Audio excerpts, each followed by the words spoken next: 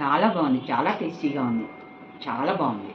ప్రేమంటేనే బాధ, పెళ్ళంటేనే భయం. మరెలా? మనందరం అమ్మాయిలం చిన్నప్పటి నుంచి ఒక మాట బాగా వింటుంటాం కదా, ఏదైనా చేయాలంటే పెళ్ళయ్యాక చేసుకో, ఎక్కడికైనా వెళ్ళాలంటే పెళ్ళయ్యాక వెళ్ళు, ఎంజాయ్ చేద్దామన్నా బయటికి వెళ్దామన్నా నీ భర్తతో వెళ్ళు అంటే మనకుండే ఫ్రీడమ్ అంతా పెళ్లితో లింకప్ చేసి పెడతారు. అందుకే చాలా మంది అమ్మాయిలు ఇప్పుడు కాదులే పెళ్ళయ్యాక ఎంజాయ్ చేయొచ్చు, ఇప్పుడు ఎలా ఉన్నా పర్లేదు పెళ్ళయ్యాక బాగుంటాం కదా అని ఎదురు చూస్తారు. కానీ అసలు నిజమేంటంటే పెళ్ళయ్యాక ఉన్న లైఫ్ కూడా మొత్తం మారిపోతుంది. బాధ్యతలు వచ్చేస్తాయి, పనులు అంటారు, భర్త, అత్తమామలు, పిల్లలు, అడ్జస్ట్మెంట్లు అన్ని ఒకేసారి మీద పడిపోతాయి. అంటే చేసుకున్న భర్తకు కూడా తెలియదు నువ్వు ఎప్పటి నుంచో హ్యాపీ మూమెంట్స్ ఎంజాయ్ చేయాలనుకుంటున్నావు. ఇక్కడ నేను ఎవరిని తప్పనట్లేదు, మగాళ్ళు ఫ్రీడమ్ ఇవ్వరని కాదు, చెడ్డ వాళ్ళని కాదు, కేర్ చేయరని కూడా కాదు. చెప్పాలనుకుంటుంది ఒకటే, చిన్నప్పటి నుంచి కొన్ని విషయాలు మనకు తప్పుగా చెప్తుంటారు. భయం వల్ల, బాధ్యత వల్ల, సొసైటీ ఏమనుకుంటుందన్న భయము, మన పేరెంట్స్ ఇలాంటి మాటలు చెప్పి పెంచుతారు. కానీ అది కాకుండా మన ఆనందం కోసం మనం చిన్న చిన్న నిర్ణయాలు తీసుకోవచ్చు కదా. ఎందుకంటే లైఫ్ లో పెళ్ళాక పూర్తిగా మారిపోయి అసలు హ్యాపీనెస్ అంటే ఏంటో తెలియకుండా బతుకుతున్న అమ్మాయిలు చాలా మంది ఉన్నారు. కొంతమంది అయితే వాళ్ళు ఊహించని ప్రపంచంలో లాక్ అయిపోయి రోజులు గడిపేస్తున్నారు. ఉదయం లేస్తే ఇంటి పని, అదే ప్రపంచం, బయట ప్రపంచం చూడకుండా ఒక్క హ్యాపీ మూమెంట్ కూడా లేకుండా ఓన్లీ కుటుంబ బాధ్యతల కోసమే బతుకుతున్న వాళ్ళు చాలా మంది ఉన్నారు. నేను మా సిస్టర్స్ ని చూస్తే ఈ విషయం నాకు ఎక్కువ అర్థమైంది. వాళ్ళకి చాలా చిన్న ఏజ్ లో పెళ్లి చేశారు. వాళ్ళు నిజంగా హ్యాపీగా ఉండడం నేను చాలా తక్కువ సార్లు చూసాను. వాళ్ళు చెడ్డవాళ్ళు కాదు, ఏ తప్పు చేయలేదు, కానీ వాళ్ళ ప్రపంచం 4 గోళ్ల మధ్య ఒక్క చోటే ఆగిపోయింది. వాళ్ళని చూసిన ప్రతిసారి ఈ ఫీలింగ్ నాకు చాలా పెయిన్ ఇస్తుంది. అబ్బా, పెళ్ళంటే హ్యాపీనెస్ కి ఫుల్ స్టాప్ అయితే కాదు, అలా అని పెళ్ళైన తర్వాత మన లైఫ్ బాగుంటుంది అనేది కూడా నిజం కాదు. మనం ఆనందంగా ఉండడం కోసం ఎవరి కోసం ఎదురు చూడాల్సిన అవసరం లేదు. మన లైఫ్ ని మనమే హ్యాపీగా జీవించాలి. చలో.